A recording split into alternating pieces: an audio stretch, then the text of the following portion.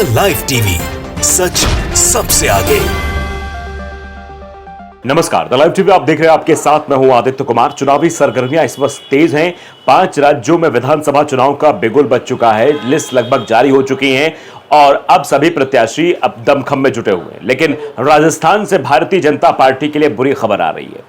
वैसे कई राज्यों से बुरी खबर आ रही है। मध्य प्रदेश से भी भारतीय जनता पार्टी के लिए कोई अच्छी खबर नहीं है, छत्तीसगढ़ से भी अच्छी खबर नहीं, लेकिन राजस्थान से जो खबर आ रही है कि अपनों ने बगावत शुरू कर दी है, जिस वजह से राजस्थान का खेल अब गड़बड़ होने वाला है।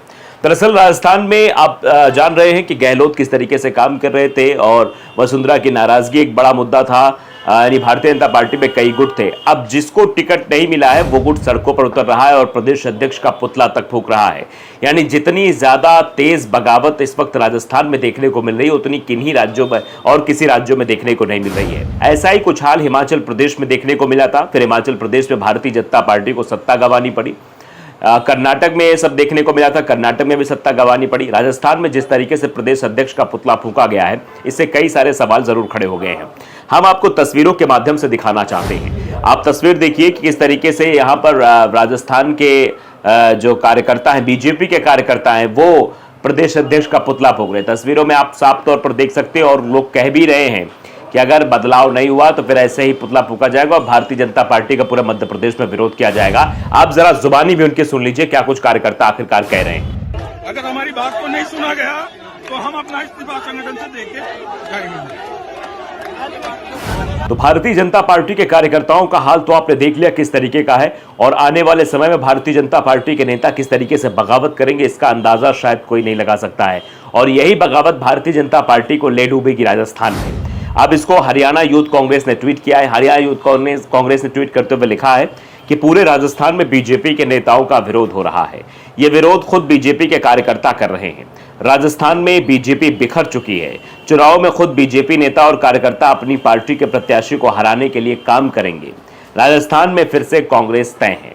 यह बात राजस्थान के लोगों द्वारा कही जा रही है। राजस्थान में मतलब ये हरियाणा यूथ कांग्रेस की तरफ से कहा जा रहा है। लेकिन फिलहाल जो राजस्थान के हालात दिखाई दे रहे हैं वो बद से बदतर है। आप देख सकते हैं आज तक ने भी इसको तरजीह दी। लिखा है कि पार्टी कार्यालय में तोड़फोड़, प्रदेश अध्यक्ष का पुतला फूंका, कई उम्मीदवार निर्दलीय लड़ने को भी तैयार। 2 लिस्ट जारी होने के बाद ही राजस्थान में बीजेपी में बवाल। यानी अभी तो 2 ही लिस्ट जारी हुई राजस्थान बीजेपी की और 2 ही लिस्ट में इस तरीके से बवाल देखने को मिल रहा है। तो जब अगर वो जो बची हुई लिस्ट है वो जारी होंगी तो फिर आप समझ सकते हैं कि राजस्थान बीजेपी में क्या होने वाला है। राजस्थान बीजेपी में 2 लिस्ट जारी होने के बाद से पार्टी के अंदर जबरदस्त विरोध शुरू हो गया है। इसका सबसे ज्यादा असर जयपुर, राजसमंद, चित्तौड़गढ़, अलवर, बूंदी और उदयपुर में देखा जा रहा है। नाराज कार्यकर्ता कहीं सड़कों पर प्रदर्शन कर रहे हैं तो कहीं टिकट कटने वाले उम्मीदवार निर्दलीय लड़ने की बातें कह रहे हैं। राजस्थान में विधानसभा चुनाव की तैयारियां तेज चल रही हैं। पूरे राज्य में एक ही चरण में 25 नवंबर को मतदान होना है। बीजेपी की बात की जाए तो पार्टी अब तक उम्मीदवारों की 2 सूचियां जारी कर चुकी है। लिस्ट जारी होने के बाद उम्मीदवारों के चयन को लेकर बीजेपी कार्यकर्ता बिफर गए हैं और पार्टी का जमकर विरोध कर रहे हैं। कई जगहों पर तो यह विरोध प्रदर्शन हिंसक भी हो गया है। कार्यकर्ताओं का ज्यादा विरोध जयपुर, राजसमंद, चित्तौड़गढ़, अलवर, बूंदी और उदयपुर में भी देखा जा रहा है। राजसमंद में तो बीजेपी दफ्तर में तोड़फोड़ तक कर दी गई है। यानी राजसमंद में जो घटनाएं निकलकर सामने आ रही हैं वो बीजेपी के लिए मुसीबत भरी दिखाई दे रही हैं। वहीं चित्तौड़गढ़ की अगर बात करें तो चित्तौड़गढ़ में प्रदेश अध्यक्ष सीपी जोशी के घर पर भी पथराव हुआ है। राजसमंद में दीप्ति माहेश्वरी को दोबारा बीजेपी प्रत्याशी बनाए जाने के विरोध में कार्यकर्ता जो है वो सड़कों पर उतर आए हैं, प्रदर्शन कर रहे हैं। बाहरी प्रत्याशी को टिकट देने से नाराज कार्यकर्ताओं ने विरोध प्रदर्शन किया है। उन्होंने स्थानीय उम्मीदवार को टिकट देने की मांग की है। कार्यकर्ताओं ने कांकरोली रोड में स्थित बीजेपी कार्यालय में घुसकर तोड़फोड़ की है और चुनाव सामग्री भी फाड़ दी है। नाराज कार्यकर्ताओं ने बीजेपी दफ्तर के बाहर भी डेरा डाल दिया है। सबसे ज्यादा हिंसक विरोध प्रदर्शन चित्तौड़गढ़ में देखा गया। यहां से बीजेपी के प्रदेश अध्यक्ष सीपी जोशी सांसद हैं। नाराजगी की वजह चित्तौड़गढ़ विधायक चंद्रभान सिंह आक्या का टिकट कटना है, जिसके बाद प्रदेश अध्यक्ष सीपी जोशी के खिलाफ लगातार विरोध बढ़ता जा रहा है। रविवार सुबह चित्तौड़गढ़ शहर के मानपुरा चौराहे पर भाजपा कार्यकर्ताओं ने प्रदेश अध्यक्ष का पुतला फूंका। प्रदेश अध्यक्ष के मधुवन कॉलोनी स्थित घर पर भी पथराव किया गया।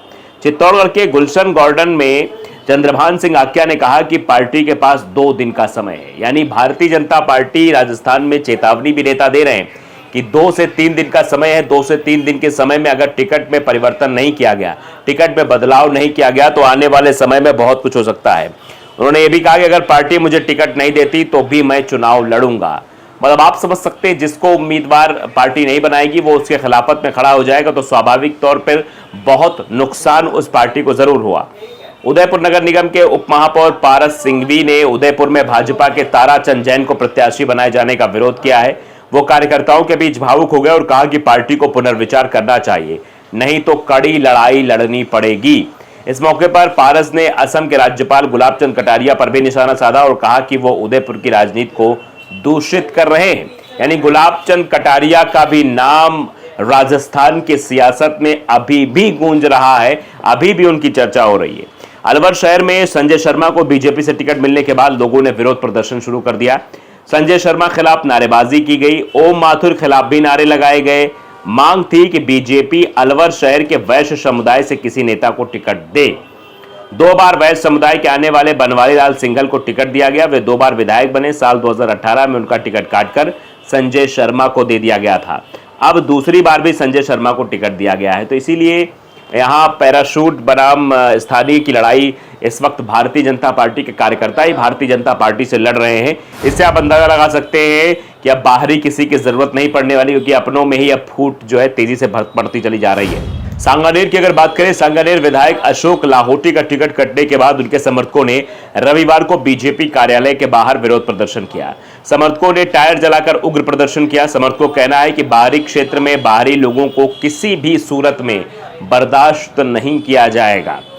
भजन लाल शर्मा को सांगानेर विधानसभा सीट से टिकट दिया गया है। चौमू विधानसभा सीट से रामलाल शर्मा को टिकट दिए जाने का विरोध बीजेपी के वरिष्ठ नेता डॉक्टर श्रवण बराला कर रहे हैं।